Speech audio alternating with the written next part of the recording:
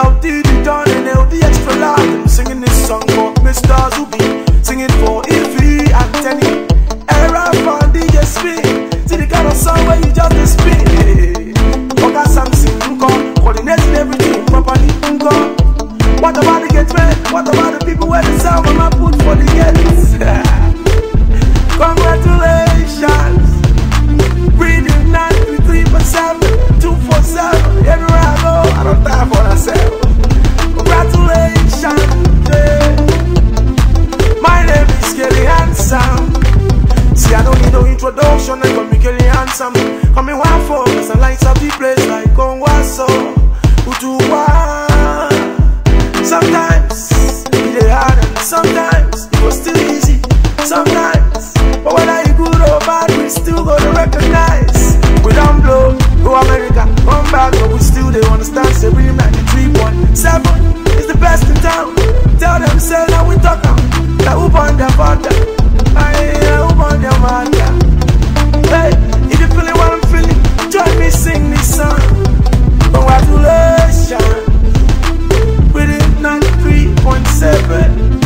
10 years no be here. Stand firm, we are the fear. Congratulations. If you're feeling this song I'm feeling, I know you feel it. But I got seated.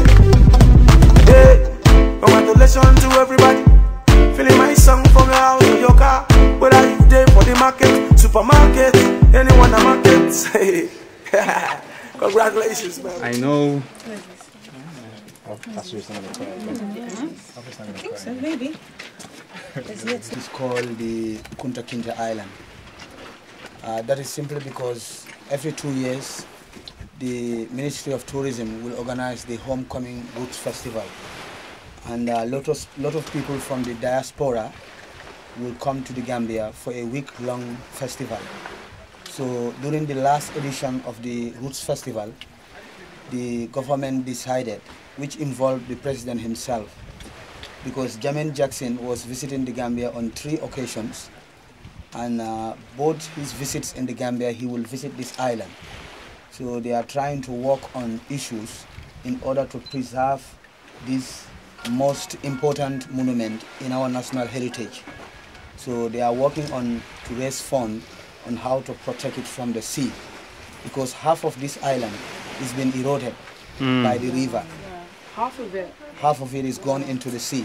So this is like the model of James Island, and then this is what is left. So all of this is underwater? Yeah, not actually completely, because you can see certain structures like those stone houses you are seeing. They are like slave houses, one for women and children, and then one will be for men. But they are not completely gone, but almost at sea level now. So those were slave houses initially, because initially this was the back of the island. I will show you the entrance of the island when we go on a conducted tour. So this is just the model, and this is what is left for people to see. So there is not much of it gone as well, because there are certain artificial structure on the island that was done by the Europeans themselves. They try to push the water away and make certain a kind of a sand bank around the fort, because the island used to be 1,020 meters square around, and then now is 510 meters square around. Yes. So this island was a natural island. At the beginning it was an empty land with the baobab trees and the mangroves. So it was naturally here created by God, and the local people has no use for this island, except when the fishermen come for fishing, they will have a break on the island. So actually the island was only used for the enslavement. That was the triangular and the Atlantic slave trade. So anywhere they captured people in the Gambia in order to enslave them, anyone captured as a slave in this country must be brought to this island. It was used as a holding place, like a prison, to keep these slaves, and when they have enough, they will transport them to Gorée in Dakar, Senegal. Then from Gorée, they will be transported across the Atlantic to Europe at the beginning, and then to North and South of America, West Indies, and the Caribbean. This was going on for 300 years. It started on this island in the Gambia in 1456. Advisto Cadamosto was a Portuguese explorer and the Portuguese from Portugal, they are the first European slave traders in the Gambia. But they do not actually started slavery. Slavery outside Africa was first started by the Arabs, which most don't know. In the 13th century, locally even here, most people do not know. People will point their fingers to Europe, and they have reasons for that. Because of the atrocities, the loss of life, because during the Triangular and Atlantic slave trade alone, more than 6 million Africans lost their life, and more than 20 million were transported. So the Arabs were doing domestic slavery in the 13th century across the Sahara. So this island was first called St. Andrew's Island in 1456, named after a sailor by the name Andrew who died and was buried on the island in 1456. Then that was the time the Portuguese were here. So slaves will be kept here for 4 weeks, and they would keep like 600 slaves one at a time, just like sardines in a carton. And then later they will be transported.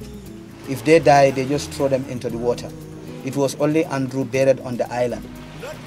So 1651, the people from Courland and the Baltic Germans with the people from Courland, 1651 they took the island from the Portuguese.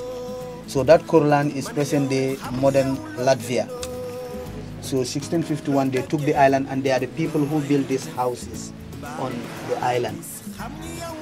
So according to history, from 1651, after 10 years, there was a British company called Royal Adventurers Trading of England. They took this island in 1661, but 1672 they were not operational. Their operations was taken by the Royal African Company, which was also a British company. And that company was chartered by Charles II, and also they were given a trading monopoly to trade in this part of West Africa. So they decided to rename this island by calling it Fort James Island, named after James, Duke of York. So according to history, 1695 the French were here. They were attacked by pirates. These are sea criminals. Pirates attacked them in 1719.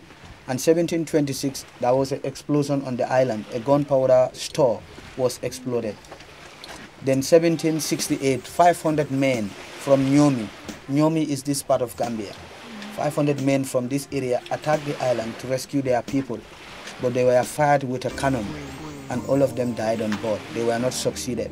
So 1768 was the unsuccessful attack on James Island by 500 Nyomi men. Finally, from 1829, no more slaves were transported from this island. So the British were the last here, 1829. They left this place for Batos, which is presently our present-day capital, Banjul. It was built in 1816 as a town for these liberated slaves that were sent back to Africa after the abolition of slavery by Magos Garvey, the Black Star shipping line. So the same people were resettled at Freetown in Sierra Leone, Libreville in Gabon, Monrovia in Liberia, and Batos in the Gambia. So from 1807, the British passed the law to stop slavery because of William Wilberforce, Thomas Graston, Granville Saab, George Mansfield, a Chief Justice. But that was not the reason for the abolition of slavery, because Africans were enslaved for 300 years.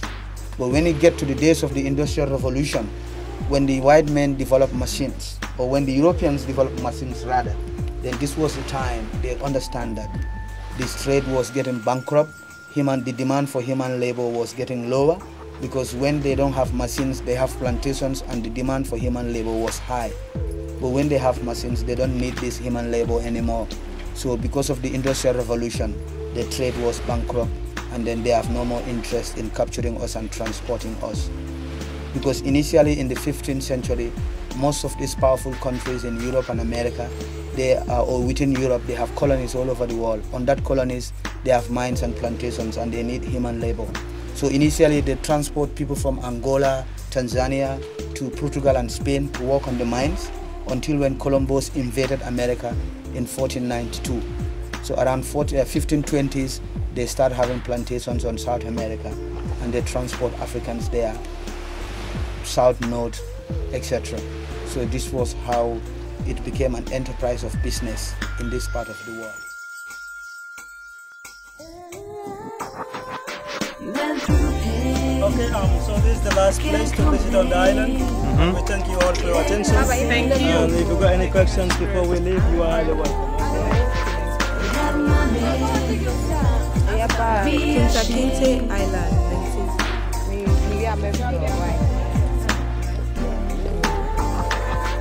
Went through pain, can't complain. It ain't nothing.